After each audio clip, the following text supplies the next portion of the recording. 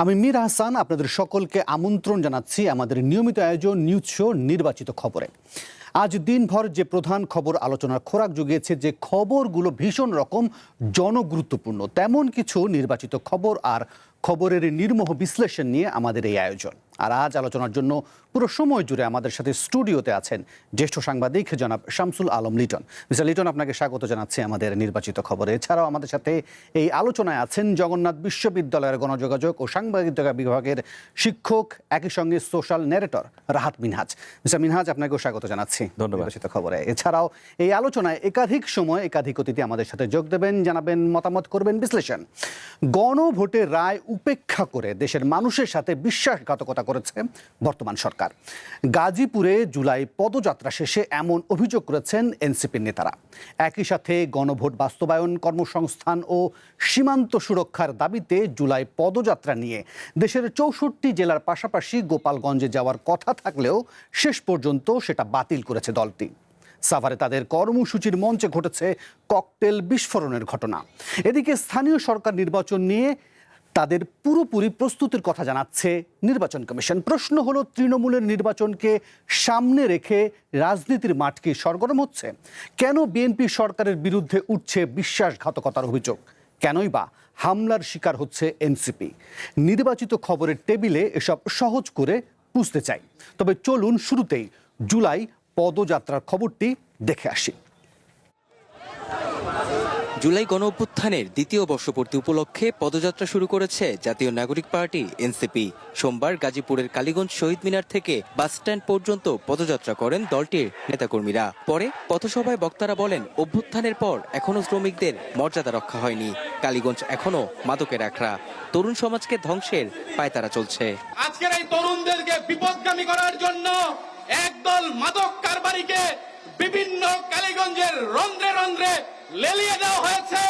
এনসিপির কেন্দ্রীয় নেতারা গণভোটের রায় বাস্তবায়ন, মাদক ও চাঁদাবাজি বন্ধে ব্যবস্থা নেওয়ার আহ্বান জানান। যে কোনো একটা রাজনৈতিক দল যদি সমালোচনা করার মতো কোনো কাজ করে, জনগণের বিরুদ্ধে, রাষ্ট্রের বিরুদ্ধে গিয়ে কোনো কাজ করে, সেটার যৌক্তিক সমালোচনা করার সৎ সাহস আমাদের থাকতে হবে। আমরা সরকারের কাছে বলতে চাই, বাংলাদেশ থেকে মাদক চাঁদাবাজের যে সাম্রাজ্য তৈরি করা হয়েছে সেগুলোকে অবশ্যই নির্মূল করতে হবে। দলটির আহ্বায়ক ও বিরোধী দলীয় চিফ হুইপ নাহিদ ইসলাম বলেন, গণভোটের রায়কে উপেক্ষা করে দেশের মানুষের সাথে গাদ্দারি করেছে বর্তমান সরকার। তরুণদের কর্মসংস্থান, বিদ্যুৎ সংকট সমাধান, দাম নিয়ন্ত্রণ, সীমান্ত হত্যা বন্ধ নিশ্চিতে দাবি তুলে ধরেন তিনি। এই বিএনপি সরকার গণভোট এবং জুলাই সনদকে এখন অস্বীকার করছে, জনগণের সাথে প্রতারণা করছে, জাতির সাথে গাদ্দারি এবং বিশ্বাসঘাতকতা করছে। এই গণভোটের গণরায় বাস্তবায়ন করতে হবে, যার মাধ্যমে সংস্কার হবে, দেশে পরিবর্তন হবে, যেটা আপনার আমার আকাঙ্ক্ষা ছিল জুলাই গণ অভ্যুত্থানে। যে আকাঙ্ক্ষার কারণে আমরা এই পরিবর্তন দেখার জন্যই শেখ হাসিনার বিরুদ্ধে রাজপথে নেমেছিলাম। এবছর দেশ জুড়ে 64টি জেলার 100টি উপজেলা ও পৌরসভায় জুলাই পদযাত্রার ঘোষণা দিয়েছে এনসিপি। বাংলাদেশের 100টি উপজেলা এবং পৌরসভায় তাদের উপজেলা চেয়ারম্যান এবং পৌরসভা মেয়র পদপ্রার্থী ঘোষণা করেছে। মেহেদী হাসান, ওয়ান নিউজ, কালীগঞ্জ, গাজীপুর। শামসুল আলম লিটন এবং রাহাত মিনহাজ, আপনাদের সাথে আলোচনা শুরু করার পূর্বে আমরা দুটি অনলাইন পোর্টালের খবরও দেখতে চাই, কারণ আমরা কিছুক্ষণ আগেই যে খবরটি পাচ্ছি যে জুলাই পদযাত্রা নিয়ে এনসিপির যে কর্মসূচি রয়েছে তাতে আমরা দেখতে পাচ্ছি ডেইলি স্টার যে নিউজটি করেছে, সাভারের এনসিপির কর্মসূচির মঞ্চে বিস্ফোরণ, ককটেলের বিস্ফোরণ, সেখানে আহতরা কথা বলছে 4 জন। এই খবরটি তারা ঘণ্টাখানেক আগে আপলোড করেছে এবং সেখানে কারা এই হামলা করেছে, কেন করেছে সেই প্রসঙ্গটি অত বিস্তারিত আকারে নেই। তবে ঘটনার একটা বিবরণ দেওয়া হচ্ছে যে 9টা 26 মিনিটে এনসিপির কেন্দ্রীয় নেতারা সাভারের একটি মাঠে পৌঁছান। সেখানে যখন তারা আলোচনা করছিলেন, কথাবার্তা বলছিলেন, তখন বিদ্যুৎ চলে যায় এবং সেখানেই এই ঘটনাটি ঘটে। সে সময় মঞ্চে দলটির উত্তরাঞ্চলের মুখ্য সংগঠক সার্জিস আলম উপস্থিত ছিলেন। এখন পর্যন্ত এই প্রতিবেদনটি আমরা দেখছি, এটা নিয়ে আলোচনা করব নিশ্চয়ই, কেন দলটির নেতারা হামলার শিকার হচ্ছেন যখন জুলাই মাস তারা তাদের পদযাত্রা করছেন। একই সঙ্গে পরে আরেকটি খবরের দিকেও আপনাদেরকে নজর নিতে চাই, যেখানে তারা বলা হচ্ছে, প্রথম আলো বলছে জুলাই পদযাত্রা করতে গেলে বা করতে যাচ্ছে না গোপালগঞ্জে এনসিপি, কারণ নিরাপত্তা। আপনার মনে হবে যে 2025 সালে তারা কিন্তু গিয়েছিল, সেখানে এক ধরনের বড় ধরনের ইনসিডেন্ট ঘটেছিল, বড় ধরনের হামলা বলেন, সংঘর্ষের ঘটনা ঘটেন, আমরা অন্তত 4 জনের হতাহতের খবরও পেয়েছিলাম। নিশ্চয়ই এটা গতকালকেই তারা এটা নিশ্চিত করেছে। আমি বরং শামসুল আলম মিটন আপনার কাছ থেকে জানতে চাইছি যে প্রথম বিশ্লেষণটা শুনতে চাইবো এই প্রতিবেদন দুটির সূত্র ধরে, নিশ্চয়ই কেন তারা এই জুলাই মাসে সেই হামলার শিকার হচ্ছে, যখন তারা পদযাত্রা কর্মসূচি নিয়ে মাঠে নামছে, সামনে আবার স্থানীয় সরকার নির্বাচন। কোনো কারণে কি সরকার তাদের নিরাপত্তা দিতে কোনো রকম ব্যর্থতার দেখেন কিনা, এক? দ্বিতীয়ত হচ্ছে যে কি কারণ হতে পারে যে এই দলটির নেতাকর্মীরা এভাবে হামলার শিকার হচ্ছে না, সরকারের প্রতি এত বিশ্বাসঘাতকতার অভিযোগ আনছেই বা কেন? এটা তো খুবই স্পষ্ট, কারণ এনসিপি, ধন্যবাদ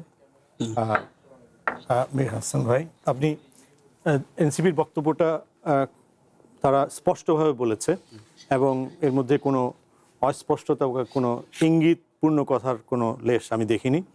এবং তরুণদের ভাষা অত্যন্ত স্পষ্ট এবং খুবই ধারালো, এবং গণতান্ত্রিক রাজনীতিতে স্পষ্টতা এবং ধারালো বক্তব্যকে ভবিষ্যৎ হোক নিরাপদ, বিনিয়োগ হোক বিশ্বস্ত, আর আমার পছন্দ সল্ট বে। ওয়েলকাম টু সল্ট বে। গণতন্ত্রের রাজনীতি যারা প্র্যাকটিস করেন এবং যারা প্র্যাকটিস করতে চান সকলকেই অ্যাপ্রিসিয়েট করা উচিত বলে আমি মনে করি। আমি সাংবাদিকতার পাশাপাশি একজন মানবাধিকার কর্মী, মানবাধিকার নিয়ে কাজ করি। যেখানে গণতন্ত্র থাকে সেখানে মাল্টি পার্টি থাকতেই হবে, কারণ এক পার্টিতে কোনো গণতন্ত্র হয় না। আর একচ্ছত্র গণতন্ত্রের জন্য কখনো নিরাপদ না এবং সেটা চলে না, সেটা বিশ্বের বিভিন্ন দেশে প্রমাণিত হয়েছে এবং রিসেন্টলিও আমরা 24-এ দেখেছি। তো মূলত তারা যেই শব্দগুলো প্রয়োগ করছে, এই শব্দগুলো হয়তো কঠিন। একটি নির্বাচিত সরকারের 3 মাসের তো 4-5 মাসের মধ্যে এই ধরনের শব্দ প্রয়োগ করা সঠিক কি সঠিক না সেটা নিয়ে আলোচনা হতে পারে। জাতিসংঘের গাদ্দারি, তাহলে তো পার্লামেন্ট চলছে, পার্লামেন্টে আলোচনাগুলো হচ্ছে এবং পার্লামেন্টে আলোচনাগুলো আরও হবে। সরকারের নৈতিক যে বৈধতা এবং যে ম্যান্ডেট নিয়ে সরকার বিপুল সংখ্যক আসন নিয়ে সংসদে এসছে এবং একটা উল্লেখযোগ্য আসন নিয়ে বিরোধী দল সংসদে এসছে এবং বিরোধী দল যথেষ্ট ভাইব্রেন্ট পার্লামেন্টে, এবং পার্লামেন্টে যে কথাগুলো স্থান পায় সেই কথাগুলো যে রাজপথে স্থান পাবে এমন কোনো কথা নয়। কারণ রাজপথে কিন্তু রাজনৈতিক যে বক্তব্য সেটা কিন্তু আনএডিটেড থাকে, কিন্তু অনেক বড় একটা রক্তাক্ত অভ্যুত্থান অথবা বিপ্লবের মধ্য দিয়ে যে সরকার পরিবর্তন হয়েছে এবং নির্বাচনের মধ্য দিয়ে নতুন সরকার ক্ষমতা এসছে গণতন্ত্রকে কাঠামোগত রূপ দেওয়ার জন্য। এবং গণভোটটি আসলে হয়েছে যেখানে গণভোটের ব্যাকগ্রাউন্ডের মধ্যে অনেক বিতর্ক আছে, সেটি নিয়েও কিন্তু পার্লামেন্টে আলোচনা হতে পারে। যেহেতু এই অভিযোগটি করেছেন পার্লামেন্টে বিরোধী দলীয় চিফ হুইপের কিন্তু প্রাতিষ্ঠানিক যে মর্যাদা, সাংবিধানিক মর্যাদা মন্ত্রীর সমমান। সুতরাং বিরোধী দলীয় চিফ হুইপ এ ব্যাপারে সংসদে বিস্তারিত আলোচনার জন্য নোটিশ দিয়েছে কিনা আমি এখন পর্যন্ত সেটা দেখিনি।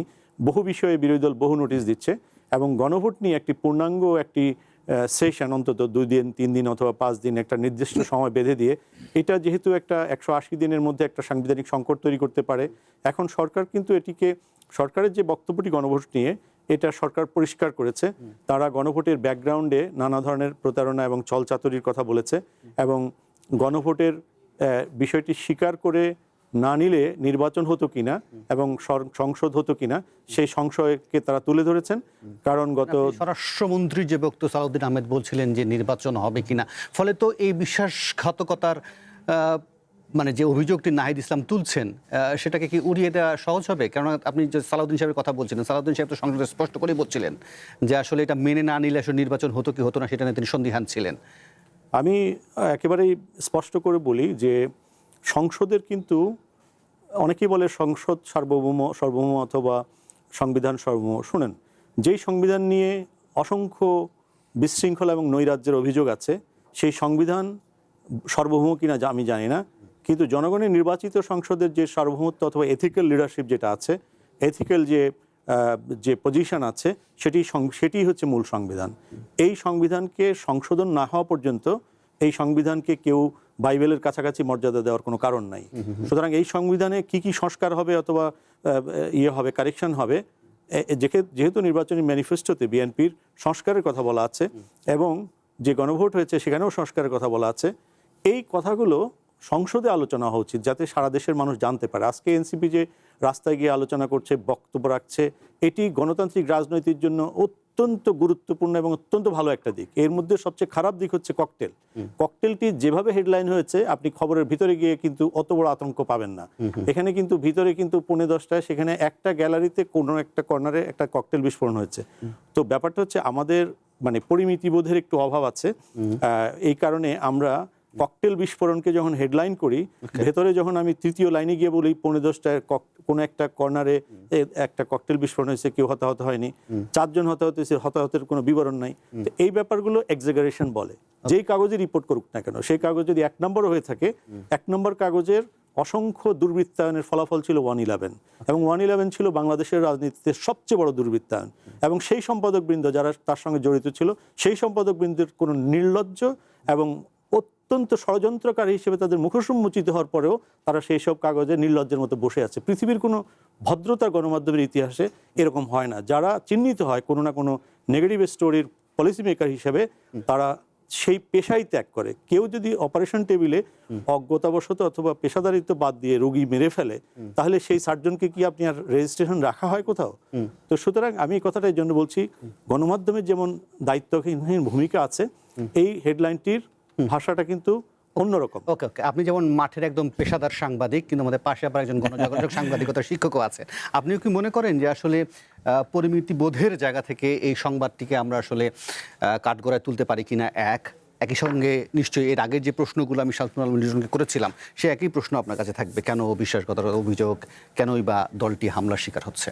না, প্রথমত আমি সংবাদটির কথা বলি। প্রথমত দেখুন, আমি একজন নাগরিক হিসেবে বাংলাদেশে এখন যে জিনিসটাকে সবচেয়ে গুরুত্বপূর্ণ এবং সবচেয়ে জরুরি বলে মনে করি, সেটা হচ্ছে জননিরাপত্তা। আমাদের জননিরাপত্তা এখন কোন পর্যায়ে আছে, আমরা প্রতিদিন পথ চলার পথে কীরকম নিরাপদ অনুভব করি, সেটা আপনার আমার নিশ্চয়ই অভিজ্ঞতা আছে। সেটা খুব একটা সুখকর নয়, এবং যদি আপনি নির্মমভাবে চিন্তা করেন, সেটা হয়তো আগের চাইতে অনেক খারাপ। এই অবস্থার উত্তরণ হওয়া বা এর অবস্থার উন্নতি হওয়া খুব জরুরি। সেকেন্ডলি, যে খবরটি এখানে আপনার প্রকাশিত হয়েছে, আমি ব্যক্তিগতভাবে মনে করি এই সংবাদে খুব বেশি ত্রুটি আছে, এটা আমি মনে করি না। হ্যাঁ, এরকম একটা ককটেল বিস্ফোরণ খবর বড় আকারে প্রকাশিত হবে, এটাই হয়তো স্বাভাবিক।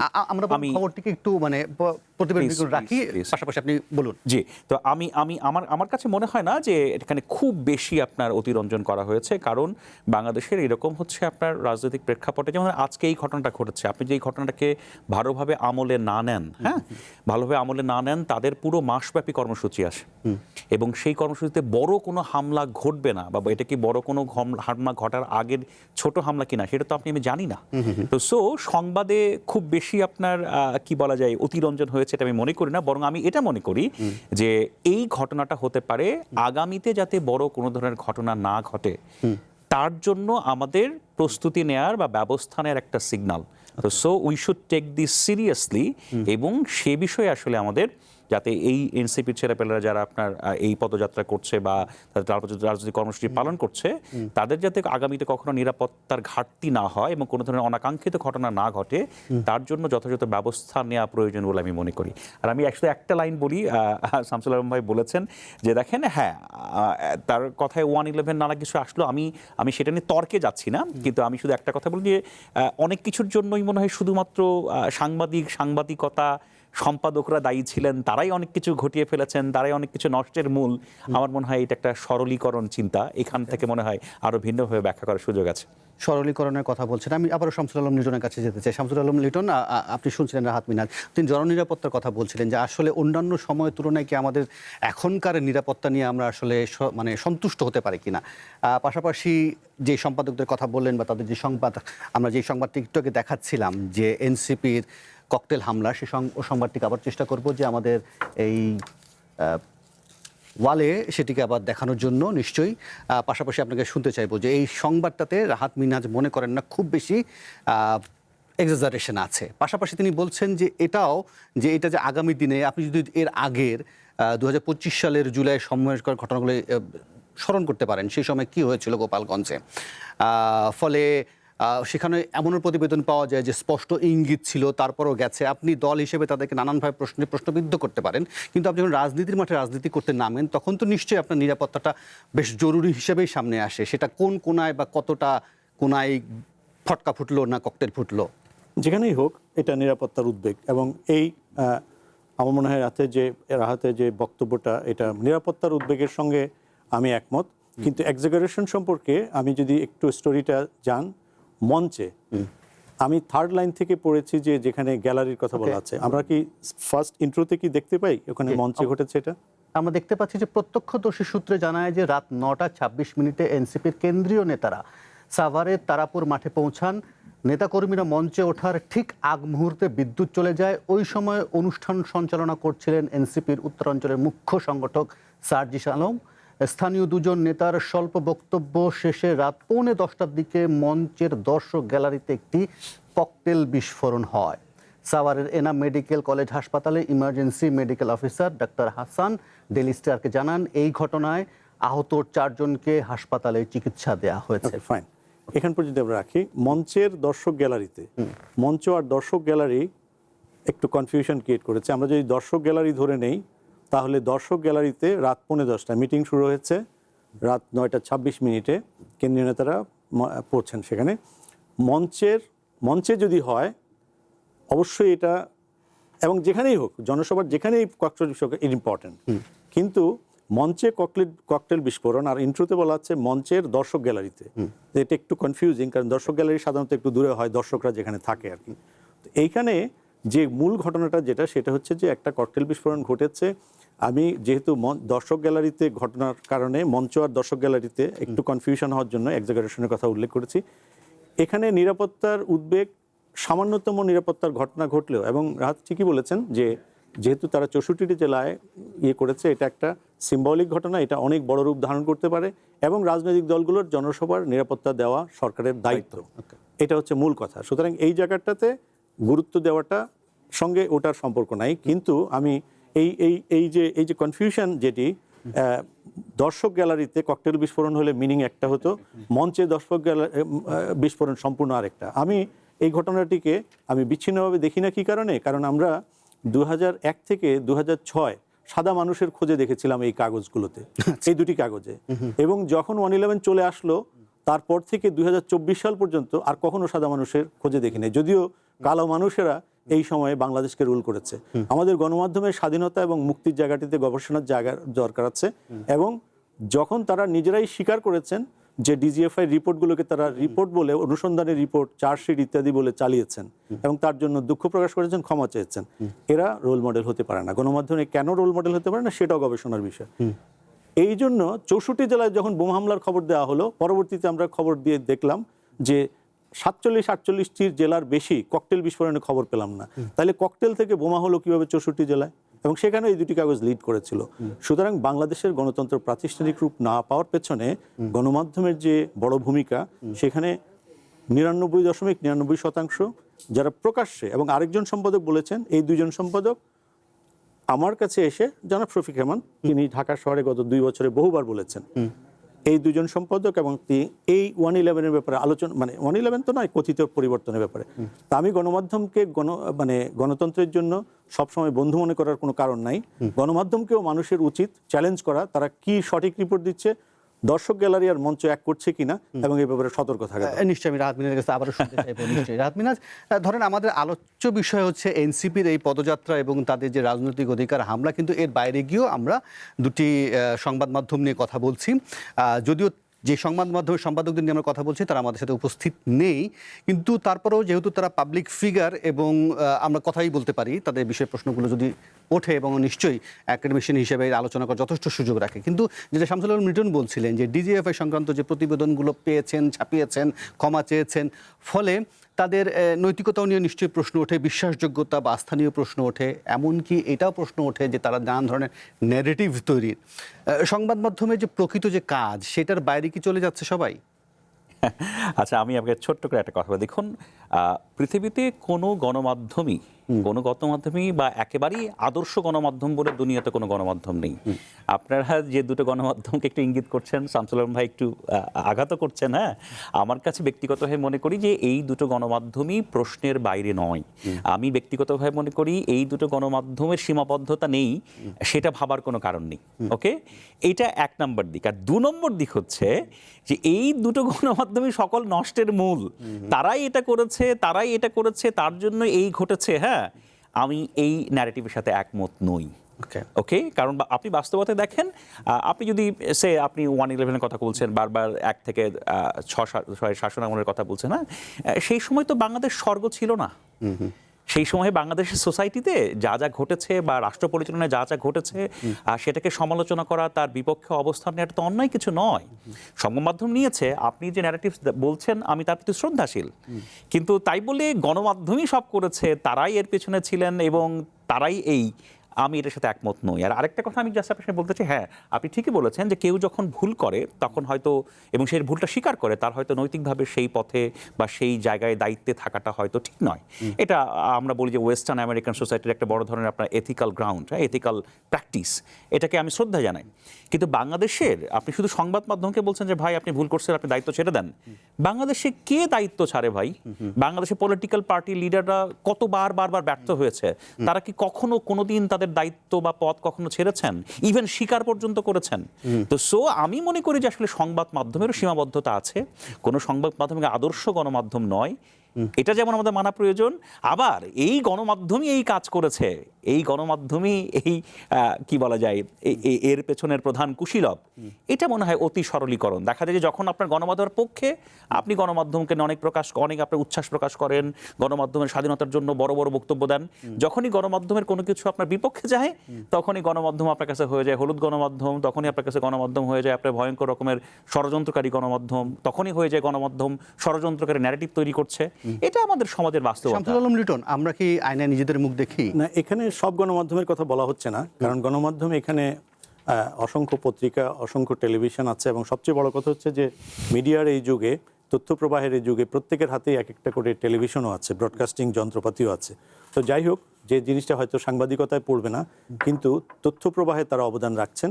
এবং আমি দুটি ঘটনার কথা বলবো। একটা হচ্ছে যে দ্বিতীয় বিশ্বযুদ্ধের পর ক্রাইম এগেনস্ট হিউম্যানিটির জন্য যাদের ফাঁসি হয়েছিল তাদের মধ্যে একজন সাংবাদিক ছিলেন, এবং তিনি, আপনি গোয়েবলসের কথা চিন্তা করবেন না, কারণ গোয়েবলস হারিয়ে গেছে, গোয়েবলস নয়, সেটি হচ্ছে অস্ট্রিয়ার একজন নাগরিক।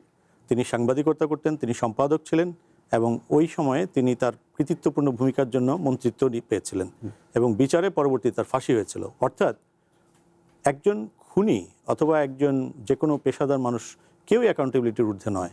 সুতরাং আমি গণমাধ্যমের সবার কথা বলছি না, গণমাধ্যম ছাড়া গণতন্ত্র সম্ভব নয়, গণমাধ্যমের স্বাধীনতা ছাড়াও গণতন্ত্র সম্ভব নয়। অ্যাট দ্য সেম টাইম সরলীকরণ নয়, এখানে তথ্যগতভাবে আমাদের একটু মনে হয় বুঝতে অসুবিধা হচ্ছে। সেটি হচ্ছে যে গ্রাউন্ড তৈরি করার ক্ষেত্রে কার কতটুকু ভূমিকা। আমরা কিন্তু একটা জিনিস বুঝবো এবং জানবো, এবং দর্শক যারা আজকের অনুষ্ঠানটি দেখছেন, তারা গত 15 বছরের ফ্যাসিবাদের উত্থানের পেছনে গণমাধ্যমের যে একটা বলিষ্ঠ ভূমিকা ছিল, এই ব্যাপারে অবশ্যই গবেষণা হতে পারে, কিন্তু এটা বিশ্বাস করার যথেষ্ট রিজনেবল গ্রাউন্ড আছে যে গণমাধ্যমের দায়িত্বহীনতার জন্য 14 সালের নির্বাচন থেকে 24 সালের নির্বাচন পর্যন্ত কোনো কাগজকে আমি সম্পাদকীয় নীতি অনুসারে সম্পাদকীয় উপসম্পাদকীয় পাতায় প্রশ্নবিদ্ধ নির্বাচন নিয়ে সম্পাদকীয় উপসম্পাদকীয় লিখতে আমি খুব একটা বেশি লক্ষ্য করিনি। স্পষ্টত কেউ কেউ একটু কুসুম কুসুম ভেতরে লিখেছে 2 লাইন, একটু ইনক্লুসিভ হলে ভালো, তো ইনক্লুসিভ হলে ভালো, তো এটা আর কি, এইটা ওভারঅল বলা হচ্ছে আর কি। কিন্তু গণমাধ্যম বলতে সরলীকৃত করা হচ্ছে না, এবং এই যে সম্পাদকবৃন্দ যা করেছেন, অথবা এগুলো ভবিষ্যতে অনেক গবেষণা হবে। এইভাবে নিউজ অফ দ্য ওয়ার্ল্ড 150 বছরের পুরনো কাগজ, ইংল্যান্ডের সবচেয়ে পাওয়ারফুল কাগজ, শুধু একটা 9 বছর ক্লাস 9-এর একটা বাচ্চার মোবাইল ক্লোনিংয়ের মাধ্যমে মাকে প্রতারিত করা, অথবা বাচ্চাটা হারিয়ে গেছে, ইমোশনাল ব্ল্যাকমেইল করে ইনভেস্টিগেটিভ রিপোর্ট ছাপার কারণে রুপার্ট মার্ডক ওভারনাইট এটিকে বন্ধ করে দিতে বাধ্য হয়েছেন, যার দাম ছিল 2 বিলিয়ন। এবং তার সম্পাদক, যিনি ইমিডিয়েট পাস্ট প্রাইম মিনিস্টারের প্রেস সেক্রেটারি ছিলেন, তিনি সহ 7 জন জেলে গেছেন, এবং এখনও 3 জন জেলে আছেন। সো সাংবাদিক জেলে যাবে না, সাংবাদিককে যে ক্রাইম করবে তাকে ক্রিমিনাল ট্রিট করা হবে না, দিস ইজ নট রাইট। আমি সাংবাদিক, আমি অ্যাকাউন্টেবল, এবং আমাকে কেউ যদি সমালোচনা করতে চান এই অনুষ্ঠানের নিচে গিয়ে সমালোচনা করবেন। এবং কেউ যদি মনে করেন যে আমি হোয়াইট কলার একজন মানুষ, আমাকে সমালোচনা করা যাবে না, এটা এক ধরনের দুর্বৃত্তায়নকে প্রশ্রয় দেওয়া। জি, নিশ্চয়ই আমি রাত মিনাজের কাছে এই বিশ্লেষণ জানতে চাইবো, তার নিশ্চয়ই এটা বিষয়ে মতামত আছে। তবে এই ফাঁকে আমরা বরং আরও দুজন আমাদের সাথে অতিথি আছেন, তাদেরকে যোগ করে নিই এবং তাদের কাছে একটা ছোট্ট প্রশ্ন রেখেই আমি আসলে বিরতিতে যাব এবং বিরতির পর ফিরে এসে তাদের সাথে জানতে চাইবো। আমাদের সাথে যোগ দিচ্ছেন আজিজুল হক জিয়ন, তিনি বাংলাদেশ জাতীয়তাবাদী ছাত্র দলের কেন্দ্রীয় যুগ্ম সাধারণ সম্পাদক, এবং একই সঙ্গে আমাদের সাথে যোগ দিচ্ছেন আরমান হোসাইন, তিনি জাতীয় নাগরিক পার্টি এনসিপির কেন্দ্রীয় সংগঠক। দুজনই আমাদের সাথে যোগ দিয়েছেন।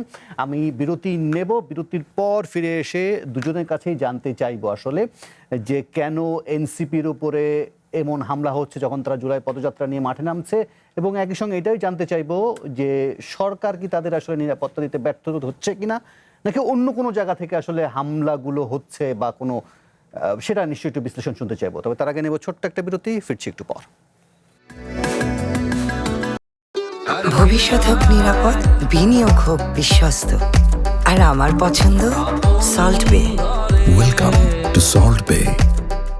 আবার আমন্ত্রণ নির্বাচিত খবরে। আগেই পরিচয় করে দিয়েছিলাম, আমাদের সাথে আছেন ছাত্র দলের আজিজুল হক জিয়ন এবং আছেন এনসিপির আরমান হোসাইন। আরমান হোসেন, আপনাকে একটু আমাদের একটু বর্ণনা করবেন নিশ্চয়ই।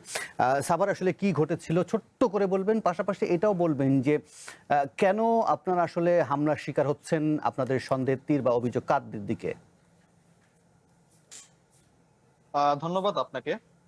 সাভারের যে ঘটনাটা, মানে এনসিপি আজকে জুলাই পদযাত্রা শুরু করেছে এবং এই জুলাই পদযাত্রার প্রথম দিনে সাভারের তারা পরীক্ষা মাঠে আমাদের কর্মসূচিতে, জুলাই পদযাত্রার কর্মসূচিতে ককটেল হামলা হলো। এটা বাংলাদেশের পলিটিক্যাল ল্যান্ডস্কেপে খুবই কনসার্নিং একটা ঘটনা। প্রথমত এই ঘটনার পূর্বে আপনাকে জানিয়ে রাখতে চাই যে ঘটনাতে সাভারের তারাপুর মাঠে এনসিপি পৌঁছেছিল 9:26 এবং ওই মাঠটিতে যখন এনসিপি কর্মসূচি শুরু করেছে, সভাটি যখন শুরু হলো তার পূর্বে কিন্তু বিদ্যুৎ সংযোগ বিচ্ছিন্ন করা হয়েছিল। তো বিদ্যুৎ সংযোগ বিচ্ছিন্ন অবস্থায় এনসিপি কিন্তু তার কর্মসূচি শুরু করে এবং কর্মসূচি শুরুর কিছুক্ষণ পরে আপনি জানেন যে ককটেল বিস্ফোরণ হয়েছে সেই কর্মসূচিতে এবং এখনো পর্যন্ত 4 জন হতাহত হয়েছেন। এই 4 জনের মধ্যে এনসিপির কর্মী ছাড়াও একজন শহীদের পিতা রয়েছেন, যিনি এই ককটেল বিস্ফোরণে আহত হয়েছেন আজকে। তো এই বিস্ফোরণের ঘটনার ক্ষেত্রে আমাদের একটা প্রশ্ন থাকে যে একটি পূর্ব ঘোষিত কর্মসূচি এনসিপির, সেখানে ককটেল বিস্ফোরণ হবে এবং এমন একটা সময় হবে যেখানে পূর্ব থেকে বিদ্যুৎ চলে যাবে, এই ঘটনা কি কাকতালীয় কিনা? কারণ আপনার এমনিতে যখন একটা পলিটিক্যাল পার্টি তার কর্মসূচি রাখছে, সেখানে আইন শৃঙ্খলা পরিস্থিতি এবং সার্বিক নিরাপত্তার বিষয়টি সম্পূর্ণভাবে প্রশাসন এবং আইন শৃঙ্খলা বাহিনীর দেখার কথা। তো সেখানে একই সময়ে বিদ্যুৎ সংযোগ বিচ্ছিন্ন হয়ে যাওয়া এবং ককটেল বিস্ফোরণ ঘটা, দুটো কিন্তু কখনোই আমার কাছে মনে হচ্ছে না যে এটা একটা কাকতালীয় ব্যাপার। তো এই জন্যই আমাদের নেতৃবৃন্দ বলেছেন, আমরা বলছি যে এই ঘটনার সাথে প্রশাসনের সংশ্লিষ্টতা আছে কিনা সেটা সর্বোচ্চভাবে খতিয়ে দেখতে হবে এবং প্রশাসনের পার্ট থেকে নেগলিজেন্স অথবা কোনো প্রকার অ্যাসিস্ট্যান্স ছাড়া এই ঘটনা ঘটা কোনোভাবে সম্ভব নয়। তো এই জায়গাটা আমাদের একটা বক্তব্য ছিল। আর দ্বিতীয়ত যে বিষয়টি, সেটা হচ্ছে যে কেন এনসিপির উপর আজকের এই আক্রমণ। কারণ আপনি দেখেন নির্বাচনের পরে জামাত অনেক কর্মসূচি রেখেছে, বিভিন্ন সভা সমাবেশ করেছে, সরকার দলের পক্ষ থেকে বিভিন্ন জায়গায় সভা সমাবেশ হচ্ছে, কিন্তু কোথাও এরকম কোনো আক্রমণ বিস্ফোরণের ঘটনা ঘটেনি। কিন্তু এনসিপি জুলাই মাসে এই প্রথম যখন এই কর্মসূচিটি রাখছে, সেখানে পূর্ব পরিকল্পিতভাবে কর্মসূচির মধ্যে ককটেল বিস্ফোরণ করা হয়েছে। কারা করতে পারে? তো এই বিষয়টা আমাদেরকে যে বার্তা দেয় যে হচ্ছে এনসিপি কে কোন একটি পলিটিক্যাল শক্তি সবচেয়ে বড় থ্রেট মনে করছে। কোন পলিটিক্যাল শক্তি? এজেন্ডা, তার নিজ পলিটিক্যাল যে কর্মসূচি অথবা তার পলিটিক্যাল কোনো প্রত্যাবর্তন, সেই জায়গায় এনসিপি কে সবচেয়ে বেশি তারা থ্রেট মনে করছে। প্রত্যাবর্তন। আচ্ছা, এটাও কি আরমান হোসেন, এটাও কি এভাবে দেখার সুযোগ আছে কিনা বা এভাবে বলার সুযোগ আছে কিনা? আরমান হোসেন, এটাও কি এভাবে বলার সুযোগ আছে কিনা? ধরেন এনসিপির বিরুদ্ধে অনেক ধরনের অভিযোগগুলোর মধ্যে দুটি অভিযোগ খুব বড় আকারে ওঠে। অভিযোগ ওঠে যে এনসিপি নানান সময় মবের ক্ষেত্রে ইন্ধন দেয়া বা অ্যানার্কি তৈরি করার ক্ষেত্রে নানান ধরনের ইন্ধন দেওয়ার অভিযোগ এনসিপির বিরুদ্ধে আসে। এখন কি সেই বিষয়গুলো কি এনসিপির দিকে বুমেরাং হয়ে আসছে? দুঃখিত, আমি আপনার প্রশ্নটি ক্লিয়ারলি শুনতে পাইনি, একটু যদি রিপিট করতেন। প্রশ্নের জায়গাটি হচ্ছে যে আপনি বলছিলেন যে পতিত শক্তি বা পুনর্বাসিত হতে যাচ্ছে, এরকম শক্তিগুলোর দিকে আপনি অভিযোগের তীর টানছেন। আমার প্রশ্নের জায়গাটা হচ্ছে যে গত কয়েক বছর ধরে এনসিপির বিরুদ্ধে যে মোটা দাগে কয়েকটি অভিযোগ আসে তার মধ্যে অন্যতম হচ্ছে যে মবের ক্ষেত্রে তাদের এক ধরনের ইন্ধনের কথা আসে বা অ্যানার্কি তৈরি করার ক্ষেত্রে তাদের এক ধরনের উস্কানিমূলক বক্তব্য কার্যক্রমের কথাগুলো আসে। ফলে এতদিন ধরে যে প্র্যাকটিসগুলো করে এসেছে এনসিপি সেগুলোই তাদের দিকে আসলে বুমেরাং হয়ে ফিরছে, এমন অভিযোগগুলো আছে। এগুলো কথার কি ভিত্তি পাওয়া যায়? না, দেখুন, এখন একটি বিষয় হচ্ছে যে এনসিপি যখন এই ফ্যাসিবাদী আওয়ামী শক্তির বিরুদ্ধে কথা বলছে, স্বৈরাচারী পতিত স্বৈরাচারদের বিরুদ্ধে কথা বলছে, তখন কিন্তু তাদের যে প্রপার পলিটিক্যাল ক্যারেক্টার, আপনি জানেন যে হচ্ছে 1400 শহীদের রক্তের বিনিময়ে এবং আপনার হাজারো আহত রক্তের বিনিময়ে হচ্ছে জুলাই গণঅভ্যুত্থানটি ঘটেছে, এবং এই যে এত বড় আত্মত্যাগ, এর পিছনে সর্বোচ্চ এই ঘাতক হিসেবে কাজ করেছে পতিত আওয়ামী লীগ, স্বৈরাচার আওয়ামী লীগ শক্তি। তো সেই জায়গায় আপনার তাদের যে পলিটিক্যাল প্রত্যাবর্তন বা তাদের যে পলিটিক্যাল পুনর্বাসনের চেষ্টা করা হচ্ছে বিভিন্ন মহল থেকে, বিভিন্ন জায়গা থেকে, তার বিরুদ্ধে এনসিপি সর্বোচ্চ সোচ্চার থেকেছে। এবং যেহেতু জুলাই গণঅভ্যুত্থানের মাধ্যমে এনসিপি গঠিত হয়েছে, সেখানে তার গণঅভ্যুত্থানের দায় থেকে, গণঅভ্যুত্থানের দায়বদ্ধতা থেকে এনসিপি সর্বদা এই খুনি ঘাতক গোষ্ঠীর বিরুদ্ধে কথা বলে যাচ্ছে এবং কথা বলবে। তো সেই জায়গায় যখন আওয়ামী লীগকে পলিটিক্যাল একটি ডিজাইন থেকে অথবা পলিটিক্যাল এক প্রকার ষড়যন্ত্র থেকে কোনো বিভিন্ন মহল বা গোষ্ঠী প্রত্যাবর্তন করতে চাচ্ছে, পুনর্বাসন করতে চাচ্ছে, অথবা জুলাই গণঅভ্যুত্থানে তাদের যে নৃশংসতা, বর্বরতা, সেটাকে নরমালাইজ করতে চাচ্ছে, তো সেই জায়গা থেকে এনসিপি সর্বদাই সর্বোচ্চ তাদের যে আরেকটু সতর্কতা। পরিষ্কার করবেন আরমান, আরেকটু পরিষ্কার করবেন, কারা স্পষ্ট করে কি বলবেন যে কারা আসলে কার্যক্রম নিষিদ্ধ আওয়ামী লীগকে পুনর্বাসন করতে চাইছে, কারা? এটা সর্ব জায়গায় আপনি যদি দেখেন, রিসেন্টলি আমাদের যে মিডিয়ায় আমরা টক শোতে দেখতে পাচ্ছি, আমরা বিভিন্ন ফোরামে বিভিন্ন সাংবাদিক মহল বলেন, ব্যবসায়ী মহল বলি, আমরা বিভিন্ন পলিটিক্যাল অ্যাসপেক্টে জানতে চাচ্ছি, আমি পলিটিক্যাল অ্যাসপেক্টে জানতে চাচ্ছি। গণঅভ্যুত্থানে যেটা দিবালোকের মতো স্পষ্ট, এরকম বিষয়গুলোকে আপনার হচ্ছে টক শোতে প্রশ্ন করা হচ্ছে। আপনার যে সাংবাদিক অথবা যিনি টক শো হোস্ট, যিনি জুলাই গণঅভ্যুত্থানে আগে নোংরা ভাবে এবং স্পষ্ট ভাবে আওয়ামী লীগকে ডিফেন্ড করে যেতেন, আওয়ামী লীগের পারপাস সার্ভ করতেন এবং পলিটিক্যালি ইল মোটিভেটেড ছিলেন, তাদেরকে কিন্তু এখন নতুন করে আপনি গণমাধ্যমের দায়ের কথা বলছেন, ঠিক আছে, আমি বরং পলিটিক্যাল অ্যাঙ্গেল থেকে জানতে চাচ্ছি যে কোন পলিটিক্যাল শক্তি বিশেষ করে রাজনৈতিক সংগঠনগুলো কথা বলেন বা দলগুলো কথা বলেন, সেই কোন পলিটিক্যাল শক্তি আসলে কার্যক্রম নিষিদ্ধ আওয়ামী লীগকে পুনর্বাসিত করতে চাচ্ছে? পলিটিক্যাল শক্তির ক্ষেত্রে আমরা বলছি যে শুধু এটা কোনো একক পলিটিক্যাল ফ্যাক্টর নয়। আপনি দেখেন, আপনার বিএনপির মধ্যে যদি আমরা কথা বলি, বিএনপির বিভিন্ন জায়গায় আপনি যদি তৃণমূলে দেখেন, বিভিন্ন নেতাকর্মী তারা কিন্তু ব্যক্তিগত পর্যায়ে আওয়ামী লীগের যে নেতাকর্মীরা আছেন তাদেরকে নরমালাইজ করার চেষ্টা করছেন, এবং বিভিন্ন জায়গায় তারা হয়তো দুর্নীতিগ্রস্ত হয়ে টাকার লোভে অথবা মনে করেন বিভিন্ন পার্সোনাল রিলেশনশিপ থেকে তারা কিন্তু আওয়ামী লীগের নেতাকর্মীদের এক প্রকার সেফগার্ড দেওয়ার চেষ্টা করছেন। তো এটা আমি অ্যাজ আ হোল সরকারের উপর যদি আমি দায় বলবো না, এটা আমি বলবো যে হচ্ছে পলিটিক্যালি যে নিজেদের নেতাকর্মী, নিজেদের নেতার মধ্যে যে সততা নিয়ে আসা বা আওয়ামী লীগ প্রশ্নে একক প্রশ্নে স্ট্যান্ড রাখাটা এই ক্ষেত্রে একটা দুর্বলতা পরিলক্ষিত হচ্ছে। অসংখ্য ধন্যবাদ, আপনার কথা একদম পরিষ্কার। আরমান হোসেন, একটু সুযোগ দেবেন। আজিজুল হক জিয়নের কাছেও নিশ্চয় অনেকগুলো প্রশ্ন তৈরি হয়েছে।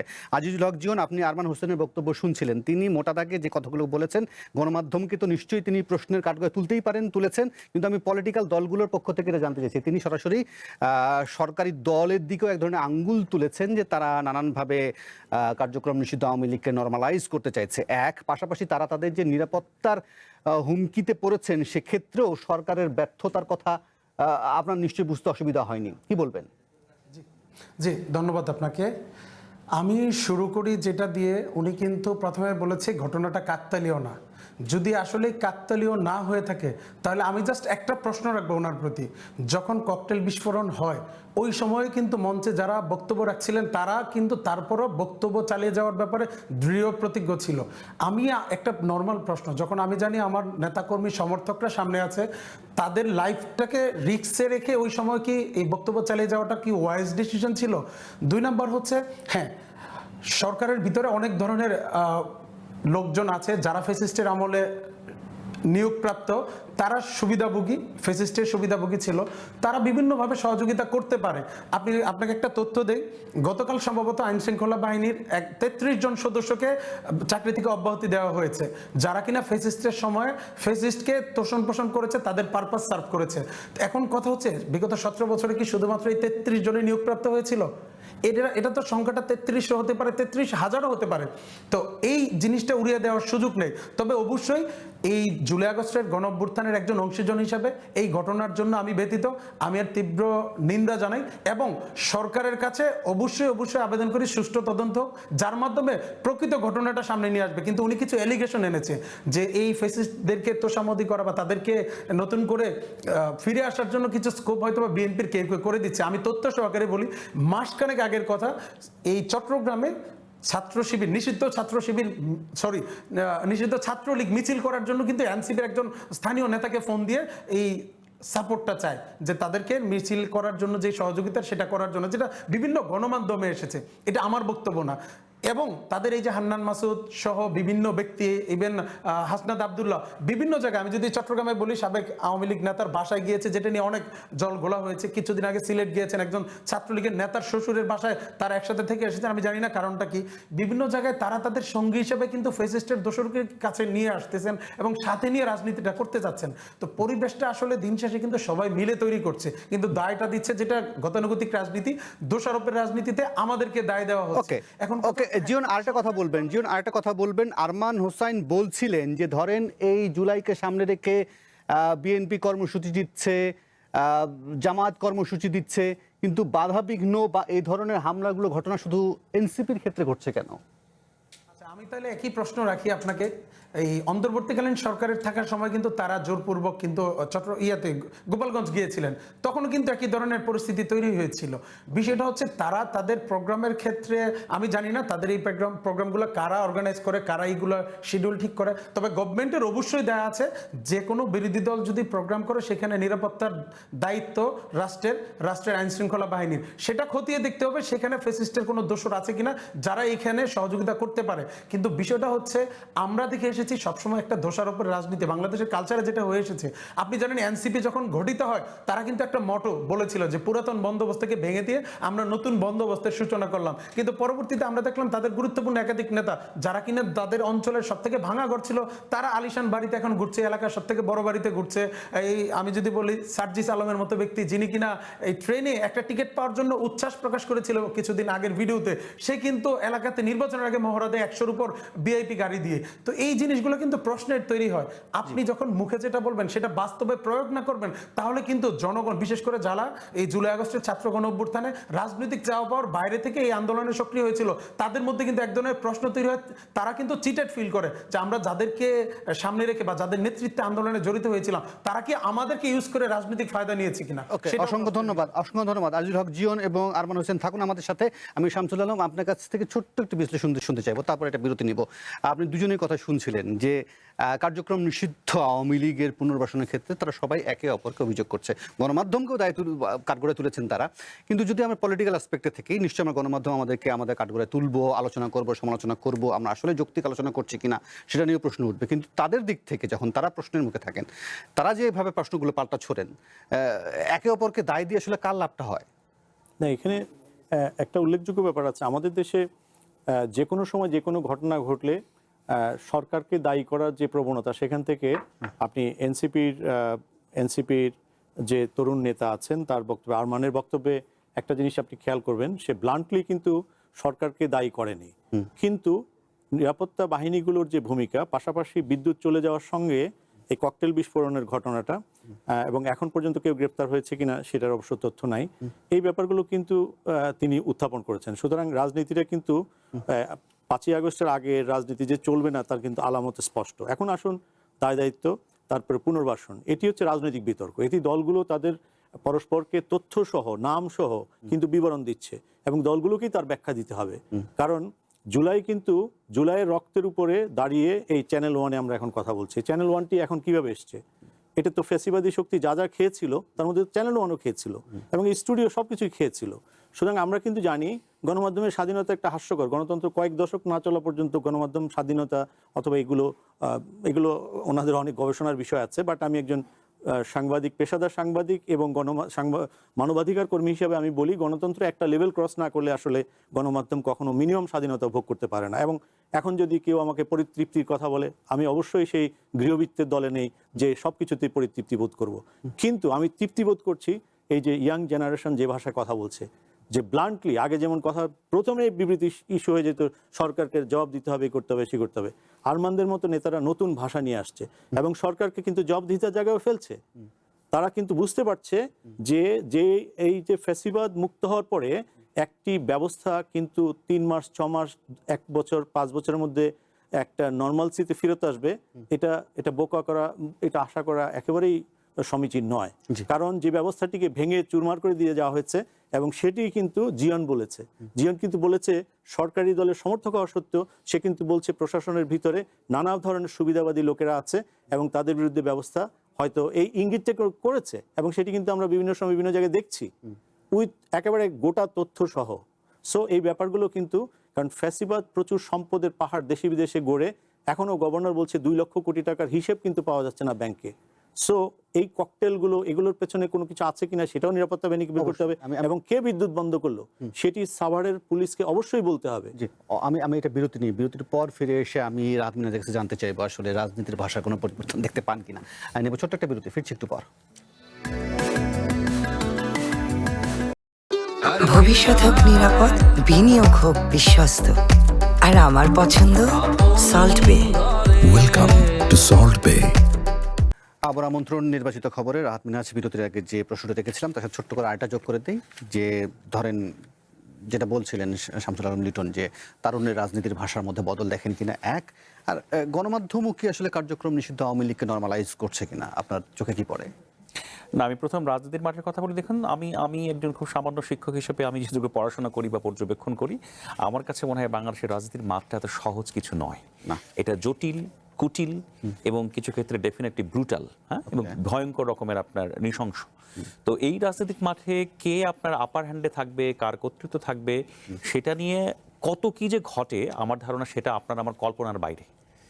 তো সো এখানে আসলে কিভাবে কি ঘটছে, কার মাধ্যমে ঘটছে, কে করাচ্ছে, হ্যাঁ, এগুলো খুবই জটিল এবং কুটিল বিষয়। এবং যেহেতু আপনার রাজনৈতিক সমীকরণের প্রধান কথা হচ্ছে ক্ষমতায় টিকে থাকা, আর যিনি ক্ষমতায় থাকেন তাকে আবার সরানো হচ্ছে বিভিন্ন রাজনৈতিক পক্ষের প্রধান কাজ। তো সো এখানে আপনার বহু কিছু ঘটে এবং সেটা সরল চোখে, সাধারণ চোখে দেখার কোনো সুযোগ নেই। আর আপনি আওয়ামী লীগকে নর্মালাইজেশনের কথা বলছেন, যে আওয়ামী লীগকে ফেরত নিয়ে আসা, এই করা সে করা, হ্যাঁ, দেখুন আমি আপনাকে খুব সহজ কথা বলি। আমি গণতান্ত্রিক স্থিতিশীলতার পক্ষে একজন মানুষ, আমি আপনার গণতান্ত্রিক সুষ্ঠু চর্চার পক্ষের একজন মানুষ। ওকে, আমি খুব সহজ করে বলতে চাই, জুলাই আগস্টে যে আপনার হত্যাকাণ্ড হয়েছে, অপরাধ হয়েছে, সেই অপরাধের শাস্তি যথাযথভাবে নিশ্চিত করা এই রাষ্ট্রের দায়িত্ব ছিল। আমি ব্যক্তিগতভাবে মনে করি কিছু পদক্ষেপ নেওয়া হয়েছে, কিন্তু সেটা যথাযথ, শক্ত এবং খুব কার্যকর বলে আমি মনে করি না। নাম্বার 1। নাম্বার 2 হচ্ছে, আপনি তো ভাই যদি বাংলাদেশে ধরেন 2-3 কোটি মানুষ আওয়ামী লীগ করে থাকেন, আওয়ামী লীগের যদি পক্ষে হয়ে থাকেন, আওয়ামী লীগকে ভোট দিতে যদি আগ্রহী হয়ে থাকেন, সেই মানুষগুলো তো আপনি বঙ্গোপসাগরে ফেলে দিতে পারবেন না এবং তাদেরকে আপনি নিপীড়ন করে নির্মূলও করতে পারবেন না। তো সেই মানুষগুলোকে আপনার পলিটিক্যাল স্পেস দেয়াটা আমি ব্যক্তিগতভাবে মনে করি যৌক্তিক এবং এটা হয়তো নানাভাবে হয়তো আলোচনাও হবে। এখন দলের কার্যক্রম নিষিদ্ধ সেই দলটিকে আপনি কিভাবে, সেই দলের কর্মীদের বা মানে যারা সমর্থকদের কিভাবে আপনি স্পেসটা করে দেবেন? না, শোনেন, আমি আপনাকে খুব সহজ করে বলি। আপনি ধরেন কার্যক্রম নিষিদ্ধ করেছেন, দলকেও আপনি পুরোপুরি নিষিদ্ধ করে ফেলতে পারেন, হ্যাঁ, এটা মানে সরকার বা ক্ষমতাসীনরা চাইলেই পারে।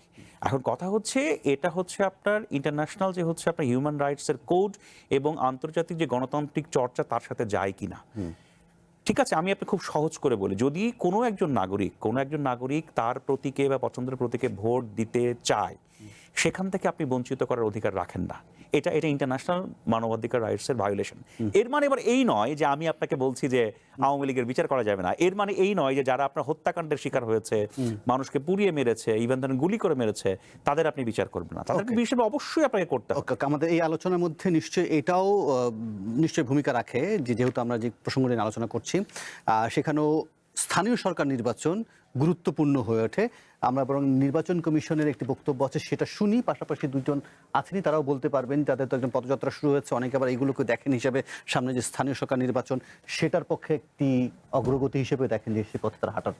দেখি আমরা নির্বাচনের বক্তব্য। আমরা ইতিমধ্যে আচরণবিধি নিয়ে কাজ করেছি, আচরণবিধি আমরা ওয়েবসাইটে দিয়ে দিয়েছি, আমরা আইনগুলো ঘেঁটে দেখেছি, তার মধ্যে যদি কোনো সমন্বয় করার প্রয়োজন হয় সে নিয়ে আমরা কাজ করছি, তথা স্থানীয় সরকার নির্বাচন অনুষ্ঠানের জন্য আমরা আমাদের পর্যায় থেকে প্রস্তুতি নেওয়া শুরু করেছি। আমরা মোটামুটি নির্বাচন কমিশন অক্টোবরে নির্বাচন হবে এই ধরনের মানসিকভাবে প্রস্তুতি নিয়ে অন্য সকল প্রস্তুতি গ্রহণ করছি। যে ইউনিয়ন কাউন্সিল অথবা পৌরসভার থেকে নির্বাচনটা হওয়াটা বাস্তব ক্ষেত্রে অধিক যৌক্তিক। আমাদের সাথে আছেন দুজন, আরমান এবং জিয়ন। আমরা এবং তাদেরকে একটু জানতে চাই, জিয়ন আপনি একটু নিশ্চয়ই আপনাদের শুনতে চাইবো, খুব ছোট্ট করে, আমি হয়তো বেশি সময় দিতে পারবো না। যেটা শুনছিলেন আমাদের দুই আলোচক বলছিলেন যে যারা কার্যক্রম নিষিদ্ধ আওয়ামী লীগকে ভোট দিতে চান বা তারা করতেন, তাদেরকে তারা বঙ্গোপসাগরে ফেলে দিতে পারবেন না। ফলে সামনে যে স্থানীয় সরকার নির্বাচনটি আসছে সেখানেও এই প্রসঙ্গটি নিশ্চয়ই গুরুত্বপূর্ণ হয়ে উঠবে। সেখানেও কি বিএনপিকে ভিন্ন কোনো ভূমিকা দেখা যেতে পারে?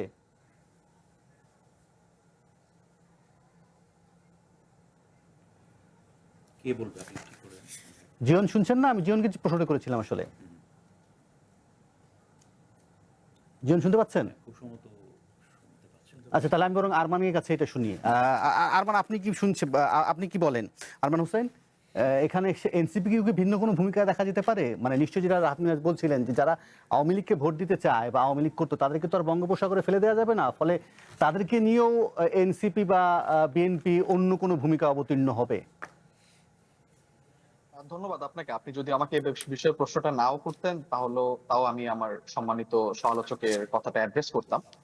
তো বিষয় হচ্ছে যে আপনি যখন যারা বর্তমানে আওয়ামী লীগ সমর্থন করেন বা যারা আওয়ামী লীগকে ভোট দিতে চান তাদের পলিটিক্যাল রাইটস এর ব্যাপারে কথা বলেন, সেক্ষেত্রে আপনাকে প্রথমত দেখতে হবে আওয়ামী লীগের বর্তমানে পলিটিক্সটা কি। আপনি মোটা দাগে যদি আওয়ামী লীগের পলিটিক্সটাকে বর্তমানে আপনি ব্যাখ্যা করেন, সেখানে প্রথম যে এলিমেন্ট সেটা হচ্ছে যে জুলাই আগস্টের গণহত্যাকে অস্বীকার করা। তারা যে ১৫০০-এর মতো মানুষকে হত্যা করেছে, তারা যে হাজার হাজার মানুষকে আহত পঙ্গু করেছে, এই যে তাদের এই কৃতকর্ম, এই নৃশংস হত্যাকাণ্ড, বর্বরতা, সেটাকে ডিনাইল করা হচ্ছে আওয়ামী লীগের ১ নম্বর পলিটিক্স রাইট নাও।